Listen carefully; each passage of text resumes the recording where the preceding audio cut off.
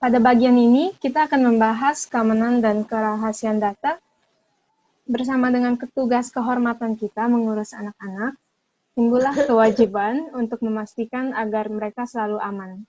Terkadang, ancaman keamanan itu tidak bersifat fisik, melainkan terkait dengan informasi mengenai anak yang kita sebut data. Tujuan pembelajaran adalah untuk peserta, operator, kepala sekolah, dan guru untuk memahami apakah data pribadi itu, dan mengapa keamanan dan kerahasiaan data itu penting, siapa yang bertanggung jawab atas keamanan dan kerahasiaan data waliku, dan bagaimana memastikan keamanan dan kerahasiaan data waliku. Data pribadi adalah informasi individu mengenai seseorang. Data dapat berupa hal-hal sederhana seperti tanggal lahir atau alamat seseorang, tapi juga dapat berupa informasi yang lebih sensitif, seperti masalah kesehatan, informasi absensi, dan juga nilai rapor. Data juga meliputi nomor pengenal penting seperti NIK, segala rincian yang menerangkan atau memberi rincian mengenai seseorang atau keluarganya masuk dalam kategori data pribadi. Setelah dijelaskan apa itu data, sekarang mestinya sudah jelas bahwa kita perlu berhati-hati dalam menjaga keamanan data. Keamanan data adalah praktik menjaga keamanan informasi mengenai seseorang. Ini dilakukan dengan menyimpan datanya secara aman, menambah kata sandi, dan izin untuk mengakses data, dan secara teratur memantau sistem penyimpanan. Waliku adalah sistem kehadiran yang menyimpan banyak informasi mengenai anak di tempat-tempat aman seperti telepon dan internet, dan ini harus dilindungi kata sandi dan dimonitor. Walaupun konsep ini terdengar baru, Anda mungkin pernah punya pengalaman dalam keamanan data digital. Misalnya, keamanan data itu penting untuk akun pengguna, seperti email Anda, database seperti Dapodik, dan laporan rahasia pemerintah misalnya. Contoh lain, misalnya, apakah Anda punya kata sandi untuk membuka ponsel Anda? Oke. PIN untuk kartu ATM Anda. Tolong jangan buat ini ya. PIN kartu ATM Anda tertulis di kartu itu sendiri, tolong. Atau misalnya kata sandi untuk membuka email. Jadi ini semua adalah contoh-contoh keamanan data. Kita telah bicara tentang kerahasiaan data, yaitu cara kita menjaga keamanan data. Tapi yang juga sama pentingnya adalah cara kita menjaganya. Terkadang, bahkan jika suatu sistem dirancang untuk keamanan data, ada kemungkinan data tidak digunakan dengan benar, sehingga ada risiko atau pelanggaran privasi data. Misalnya dengan waliku, hanya guru dan administrator sekolah yang dapat melihat data setiap anak. Jika informasi ini dapat diakses oleh orang-orang di luar sekolah, karena login admin sekolah atau guru telah diakses oleh mereka, itu merupakan pelanggaran kerahasiaan. Jika seorang guru memiliki informasi tentang satu siswa, mereka tidak boleh membagikannya dengan siswa lain karena itu akan melanggar privasi. Jadi ini seperti contoh yang saya sudah bahas sebelumnya.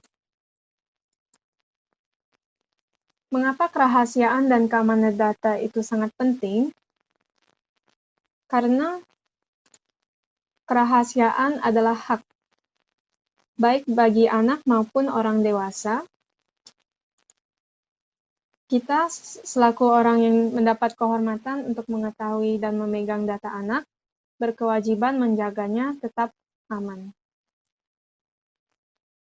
Oke, sekarang kita akan ke cara untuk menangani keamanan dan kerahasiaan data. Kewajibannya adalah kewajiban semua orang, seperti di sekolah, waliku, dan pemerintah daerah.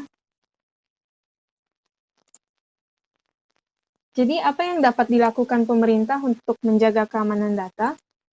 Data harus tersimpan dalam sistem yang dilindungi kata sandi yang hanya bisa diakses oleh staf yang diperlukan.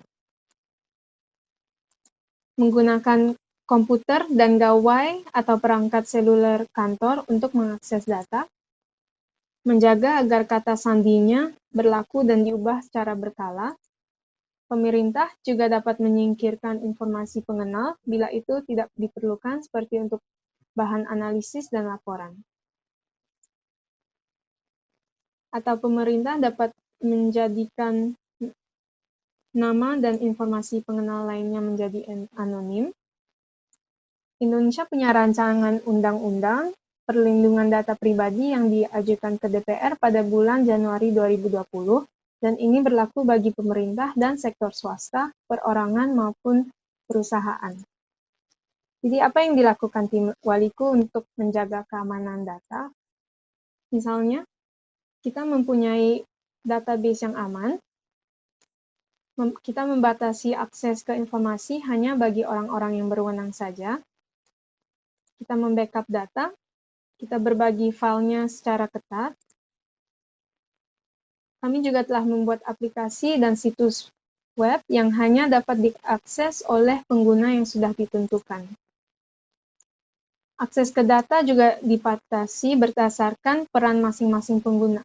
Misalnya, kalau Anda guru, mungkin informasi yang diakses lebih kurang daripada yang diakses oleh operator sekolah dan kepala sekolah.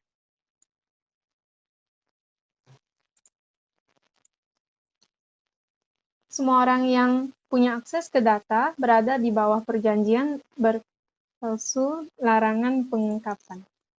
Kita juga telah membangun protokol untuk keamanan dan kerahasiaan data untuk tim Waliku.